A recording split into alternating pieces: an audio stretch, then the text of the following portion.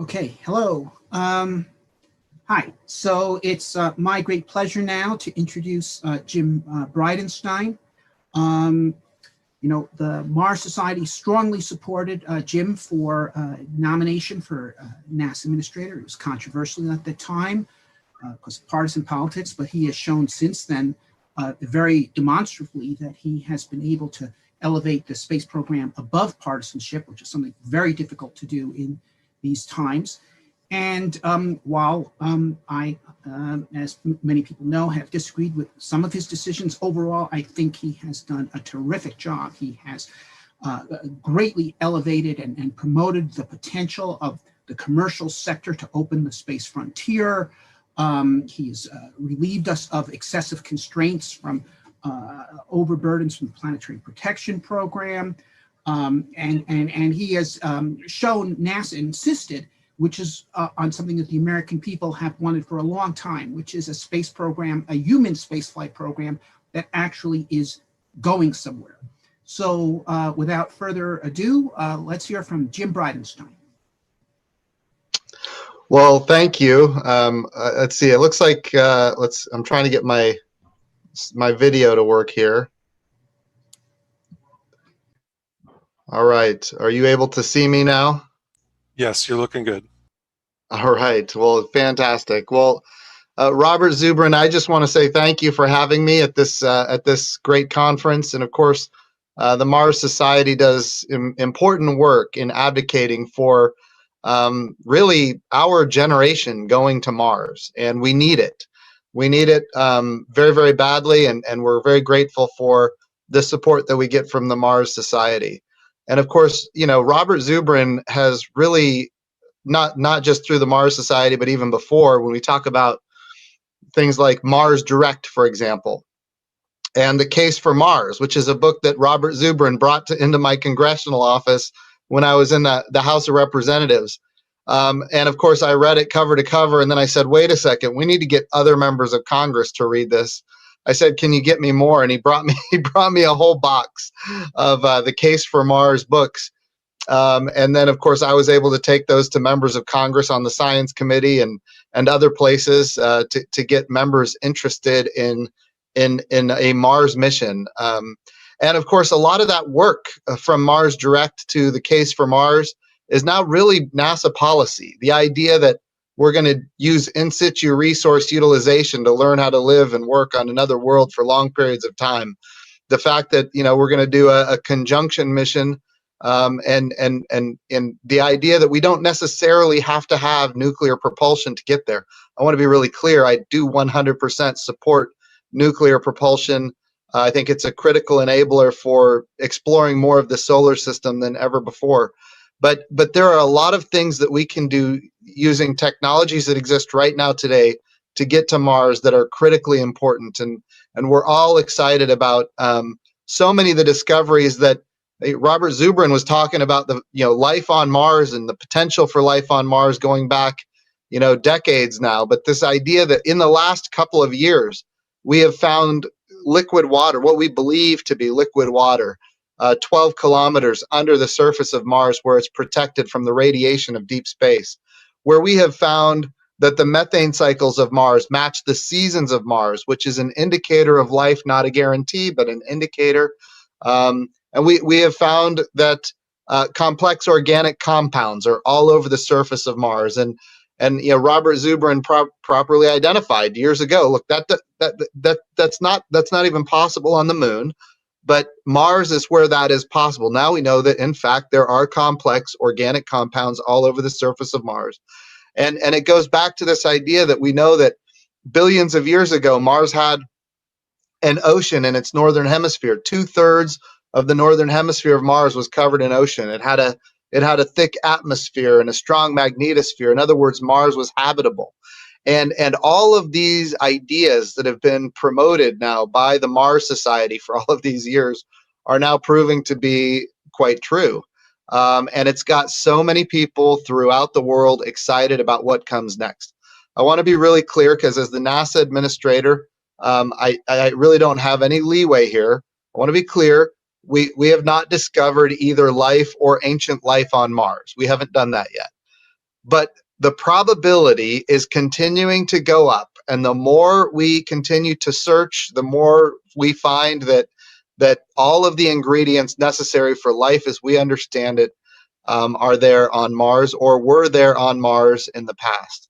And of course, right now we have the first ever astrobiology mission in NASA's history going to Mars, where we're going to not just look at the surface of Mars and make assessments as to whether or not life is there or was there, but in fact, we're going to do technology demonstrators that could have a transformational impact for how we're going to explore Mars in the future. We've got Ingenuity that is with Perseverance. Ingenuity, of course, being the Mars helicopter that I think has so many people excited about the future. And it is just a tech demonstrator, but once it's proven capable, I think it could really expand our knowledge of Mars in the future with future missions.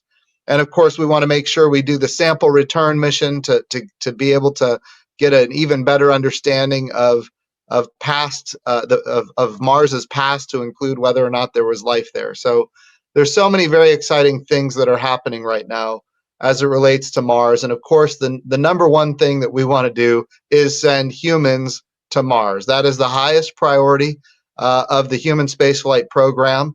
And I know that there have been people in the past who have disagreed, but I'll tell you, I really think that the quickest path to get there is the utilization of the moon.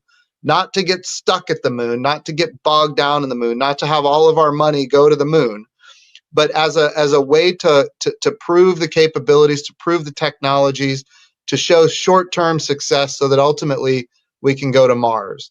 And when we think about what we're going to prove at the moon, the utilization of in situ resource utilization, we think about the idea that we're going to be able to use power. We're going to generate the capability to utilize power on the surface of the moon, and habitation on the surface of the moon, learn how to live and work for long periods of time, prove out this concept with the gateway, which is not just about access to every part of the surface of the moon, but it's also a deep space transport that's ultimately going to inform how we get to Mars. So all of these things I think are important for a sustainable program for the moon that ultimately gets us to Mars. A couple of other things that I think are important to note. And I think Robert Zubrin brought this up very clearly, and he's right. It is exceptionally difficult to get consensus within the political arena for what NASA ought to be doing. And I'll tell you, if we look back at the space exploration initiative of the 1990s, where we were going to go to the moon and then on to Mars, and all of this money that got wasted, and then it got canceled. And then we go to the early 2000s, we talk about the vision for space exploration, where we were going to go to the moon and then on to Mars, and then it got canceled. Tons of wasted time, tons of wasted money. One of the things that I really hope defines my time as the NASA administrator is the idea that we can build a consensus program that can last for decades. And that's ultimately what's going to be necessary. Not that it's going to take decades to get to Mars, but as much as we loved the Apollo program, the problem is that it ended. We need to create a program that's sustainable for the long term. And so in order to achieve that, we're taking a lot of the principles that were framed in Mars Direct. Things like we're going to go with commercial partners. We're going to go with international partners. We're going to do in situ resource utilization. In fact, right now on the Perseverance rover, our first astrobiology mission heading to Mars, we have MOXIE on there, where we're going to turn the carbon dioxide atmosphere of Mars into pure oxygen as a tech demonstrator. And I know Robert Zubrin and Mars Society, you guys have been advocates for this for a long time. Well, we're going to prove that we can do it. We're going to prove that we can do it on Mars, and ultimately that's going to lead to us taking humans to Mars and using the resources of Mars to learn how to live and work for long periods of time. But when we think about how to build this consensus, I'll tell you, this is one area where I hope over the course of time people can see what we're trying to achieve at NASA, and that is this. When I was in the House of Representatives, I was a member of Congress before I was the NASA administrator. There were some really crazy dynamics that got formed. And I'll just give you some of those examples. I showed up to the House, and it became very apparent to me that Republicans were for going to the moon and Democrats were for going to Mars. And because of that split, nobody was going anywhere. And what Robert just said, the fact that we actually have a program that's actually going somewhere now is critically important. Not just doing, an asteroid return mission and all of these other kind of things, but we have a human spaceflight program that is going somewhere. And in order to do that, we had to say, look, it's not just about the moon and it's not just about Mars. Let's bring people together. Let's do a moon to Mars program and all of the above strategy. And guess what? It is starting to work now in a way that I think is very positive. The other thing that was important when I got to NASA is that even before that, when I got to the House of Representatives on the Science Committee, Republicans were for human space flight and Democrats were for the Science Mission Directorate and robotic space flight. Again, it's a false divide. We all can do more when we work together. So one of the things that I think is important to remember as we build a consensus-driven agenda, utilizing all of the tools and capabilities that were highlighted in Mars Direct, and the Case for Mars, which of course is the book that Robert gave me when I was in the House. We have to, I think all of those concepts are important, but at the same time, we have to build a consensus-driven agenda that can last for decades. So we need to bring people together. So it's not the moon or Mars, it's both. It's not human spaceflight or robotic spaceflight, it's both. The other big challenge is people would talk about, well, are you for new space or old space? And I like to say, look, I'm for whatever gets us where we need to go. And one of the things that I think a lot of people saw was when we gave a date to get to the moon, it actually drove things significantly at NASA, and it compelled Congress to act in a way that it might not have otherwise supported. For example, when we said we're going to go to the moon by 2024, all of a sudden it affects the budget of NASA. Now we have a mandate. We need to build bipartisan consensus, which we have done. We get a budget request that is higher than any NASA budget request in history. And with that bipartisan consensus, we're able to get it funded. For the first time now since 1972, we have a human landing system funded to go to the moon. And by the way, that human landing system that goes to the moon is also capable of eventually going to Mars. It's a critical capability that we need to be able to develop. So we have a human landing system that is not only funded, we have 3 commercial companies that are doing public-private partnerships right now in the development of that human landing system. The base period here is going to end in February. We need to make sure that we get the appropriations. I know we have this election coming up and we're operating under a CR, but after this election, we're going to go into what would be called an omnibus appropriation bill. We want to make sure that we get the $3.3 billion that we requested for that human landing system in that omnibus appropriation, which we're working for every day. The key to getting that is the bipartisan consensus. So breaking down artificial barriers and saying, look, we can all work together to get these big, achievements complete. So we now have a human landing system funded, which is critically important. We've got public-private partnerships with companies that are distributed across the United States, again, driving bipartisan consensus. These new innovative companies are driving down costs and increasing access to space in a way that we've not seen before, which is, again, very positive. So all of these things conspire to say that we are closer today to getting humans to Mars than at any point in the past. And yes, the first step is going to be the moon, but ultimately we're going to the moon for a purpose. And this is enshrined in the President's Space Policy Directive 1, which now has bipartisan support in the House and the Senate. Make no mistake, because of a lot of hard work of folks at NASA, and I'm grateful to the entire NASA communications team and legislative team and all the folks that have worked so hard to build this consensus. But we're going to the moon for a purpose, that is to get to Mars. We're going to learn how to live and work on another world for long periods of time, which of course is what we're going to have to do at Mars. I understand the architecture is not going to be identical because Mars and the moon are very different. The value of the moon is that it's a 3-day journey home. And if something bad happens, we can make it home. I think Apollo 13 taught us that. If something like that were to happen on the way to Mars, it would be devastating, and a devastating kind of event on the way to Mars would shut down the program, and we don't want that. We want to build a consensus-driven program that ultimately has the prospect of getting humans to Mars for that first period of time where you could have years, human life on Mars for years, as we anticipate the future. So many exciting things. Now, to build this bipartisan, apolitical consensus that has just so people are aware. When I came to NASA, the NASA budget was about $19 billion, which, by the way, was really big for NASA, given years past. But now, the budget request before the House and the Senate right now is not $19 billion, it's $25 billion. Our current enacted budget is $22 billion. And we're asking for $25 billion, and we have bipartisan consensus for what we're trying to achieve. So we're still very hopeful that after we get past this election, and once we're doing the omnibus appropriations, we will get that $25 billion budget that enables us to build the capabilities ultimately to get to Mars.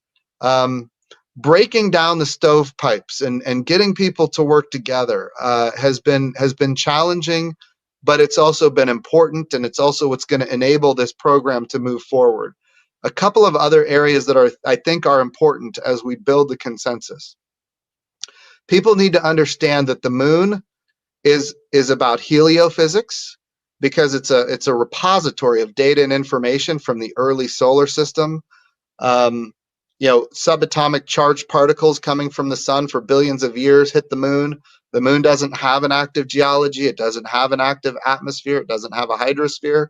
And because of that, anything that impacted the moon billions of years ago is today right where it was billions of years ago. So it really is about the study of the sun. It's also about the study of the Earth. When we think about the proto-Earth of the past and how it was impacted by Theia, and ultimately all of those objects that came from that impact, they eventually coalesced into this Earth-Moon system.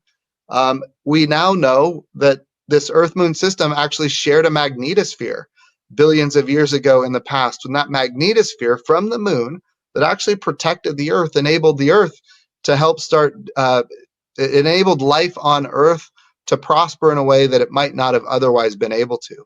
And of course, those magnetic field lines enabled oxygen from the Earth to actually make it to the moon, which explains why in many cases we've got, and those magnetic field lines terminate at the poles of the moon, which very well could explain why we've got water ice on the north pole of the moon and the south pole of the moon, and not just water ice, but also now we see rust on the moon, which we didn't know existed until just, quite frankly, a few weeks ago. And this idea where the moon and the Earth shared a magnetosphere back in the day, we didn't know that until just a few days ago, as a matter of fact. So all of these kind of things are informing us about how planets work and how they interact, and ultimately these are going to be important knowledge points for when we go to Mars. So the moon is about heliophysics, it's about Earth science, it's about planetary science, and it's about astrophysics. From the moon, we can do amazing science of the early galaxy, of the early universe. We think about, we're all excited about the James Webb Space Telescope, from which we're going to be able to see cosmic dawn, the first light in the universe after Big Bang, cosmic dawn. We have ideas what that looks like. We're actually going to be able to see it using the James Webb Space Telescope. But the value, of the far side of the moon from an electromagnetic spectrum perspective is that it's so quiet. It is so quiet on the far side of the moon. We're not going to be able to just see cosmic dawn, but we could in fact see the dark ages. After the Big Bang and before first light appeared, what did those dark ages, what did that look like? We're going to learn all kinds of things about physics that we've never understood before and might not still understand, but we can at least maybe have a better model for how it works. So I think these things are very positive. But remember, when we go to the moon, the purpose of going to the moon, yes, we're going to get heliophysics and astrophysics. We're going to get planetary science and Earth science, but more importantly than anything, We're learning how to live and work on another world with these other benefits as we go along, so that ultimately we can go to Mars. And Robert, I really appreciate you talking about how we've transformed the planetary protection guidelines. We're leading the world right there. And the reason is because what we are doing is about Mars. We're trying to get to Mars.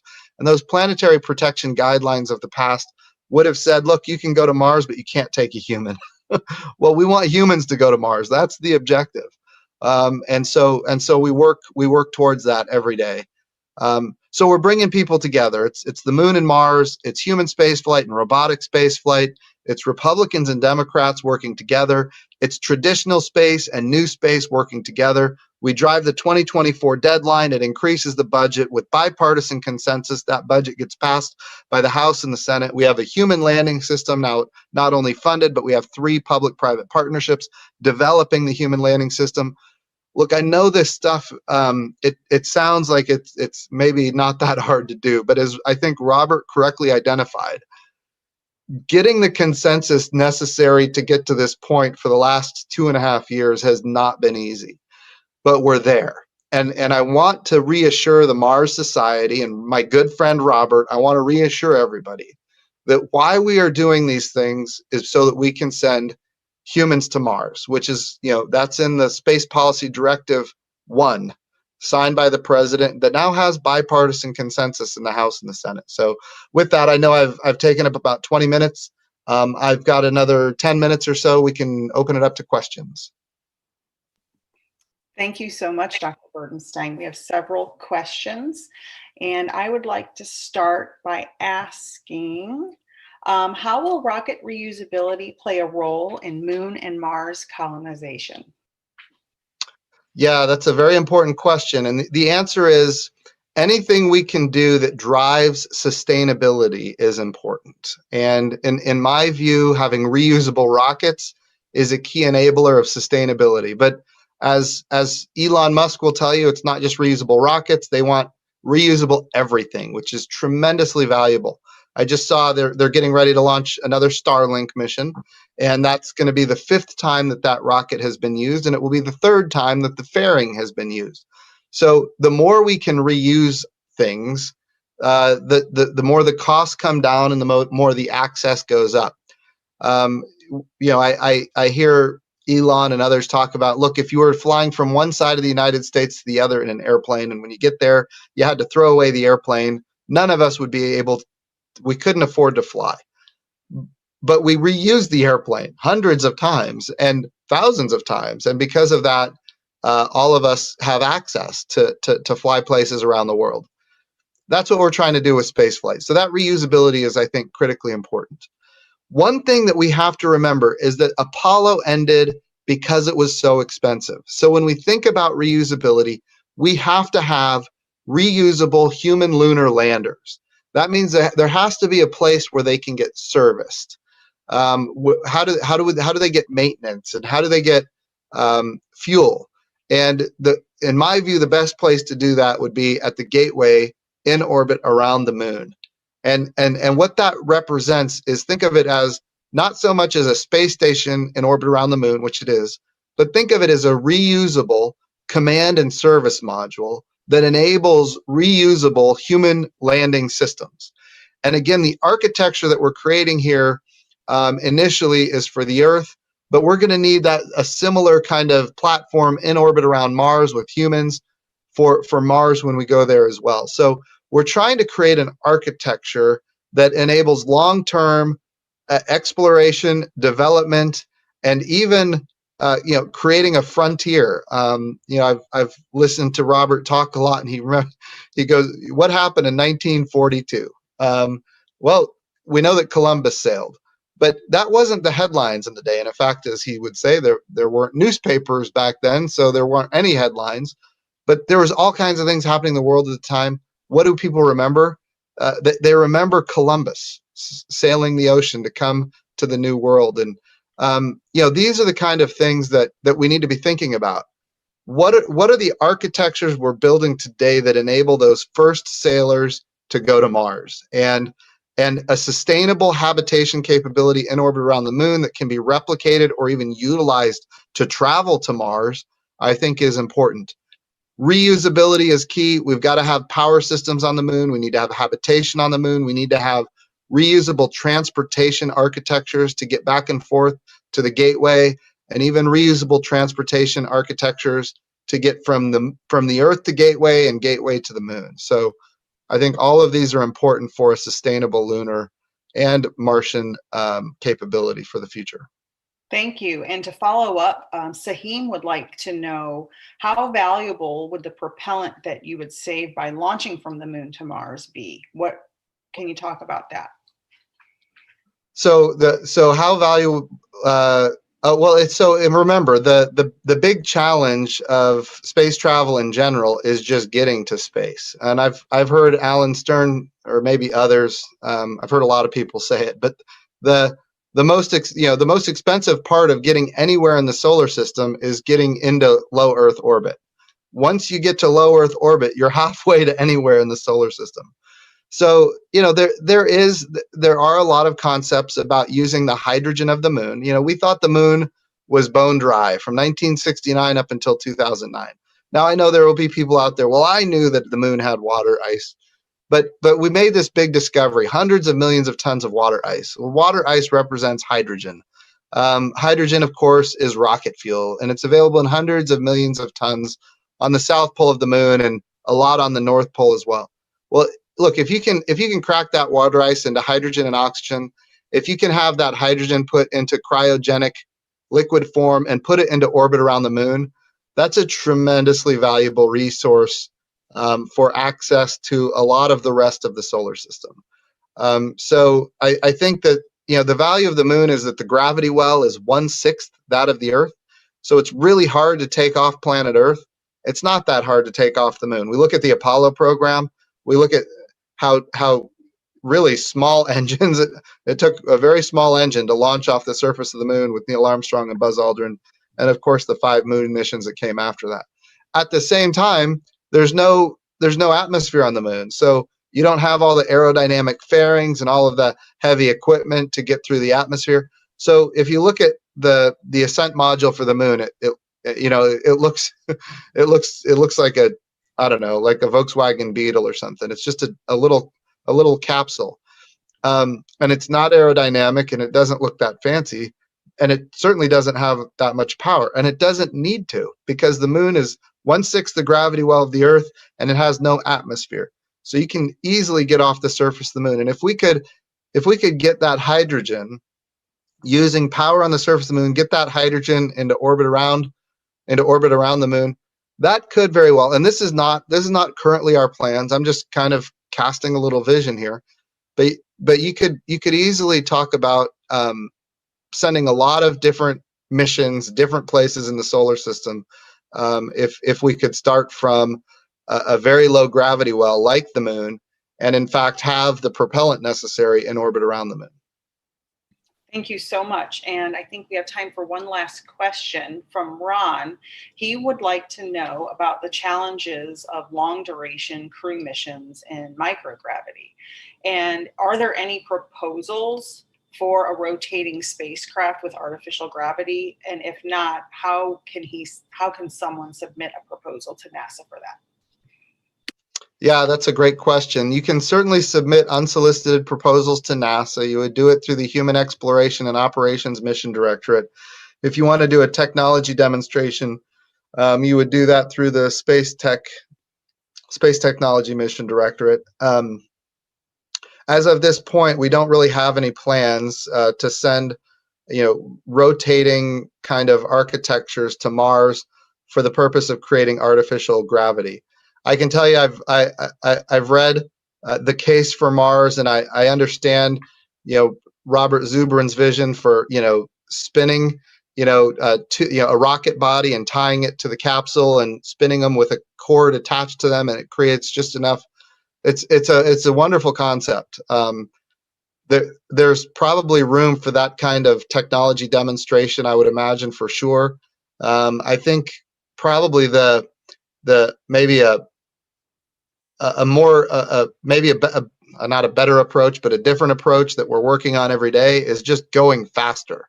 So it's not just the microgravity, it's also the radiation. So the harmful physiological effects from microgravity and radiation are pretty damaging to the human body. But when you get to Mars and you're on the surface of Mars, the microgravity is largely mitigated or offset, or the countermeasure is the 1/3 gravity of Mars actually provides a lot of countermeasure to the problems of microgravity. And when you're on the surface of Mars, the radiation dose is cut in half by the simple fact that the radiation is only coming from above, not from below. So getting to these other worlds faster is more important than probably anything else. And the moon would be the same way. Being on the gateway for long periods of time, probably a lot more damaging than being on the surface of the moon, or even under the surface of the moon. Being on the surface of Mars, or even under the surface of Mars. So I think if we can get there faster, that's a key enabler. It also enables us to be able to explore further within the solar system itself. And I would think one of the ways to get there faster is nuclear thermal propulsion, which we do have investments in, and then nuclear electric propulsion, which we also have significant investments in. But you're right, the human physiology is not designed for microgravity or high doses of radiation. It does, you lose 1 to 3% of your bone mass every year. Your vestibular system gets all messed up. Your ability to fight off disease, your immune system gets really messed up. There's all kinds of cranial pressure in the brain, and that affects your eyesight, could be permanently. The key countermeasure to this, though, is to get to another world. And that other world, of course, in this case would be Mars, because that is having the gravity well of Mars would be a key countermeasure. The quicker you get there, the more you reduce that exposure. So with that, I'll close out. I know I'm over my time. I just want to say thank you to the Mars Society. Thank you to Robert Zubrin for your advocacy, your very thoughtful writing, and the great work that you have done to help kind of focus NASA's mission where we can get it focused. And we will look forward to the great things that this group does in the future. So it's great to be with you. Thank you so much, Administrator Bridenstine. Have a wonderful weekend. You bet. You too. Bye-bye.